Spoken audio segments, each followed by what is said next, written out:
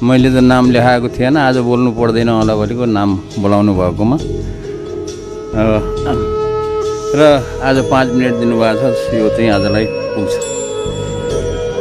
र यहाँ हिजो मैले चाहिँ संसदमा मैले आफूलाई माननीय जस्तो ठान्दिनँ। मैले भनिरहेको छु म त विद्यार्थी हो भनिरहेको छु बाटोतिर भन्दाखेरि पनि।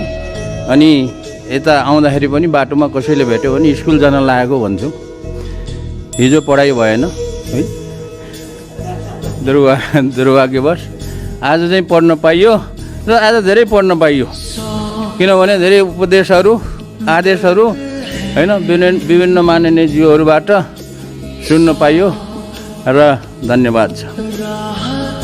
र आज चाहिँ रिस मरेको छ, किनभने म नेपाल सरकारलाई धन्यवाद दिन चाहन्छु। हिजोको समाचार अनुसार चाहिँ विज्ञान प्रविधि र नवप्रवर्धन मन्त्रालय भन्ने चाहिँ गठन गर्ने निर्णय गरेकोमा सरकारलाई चाहिँ म धेरै धन्यवाद दिन चाहन्छु। त्यहाँ एउटा कुरा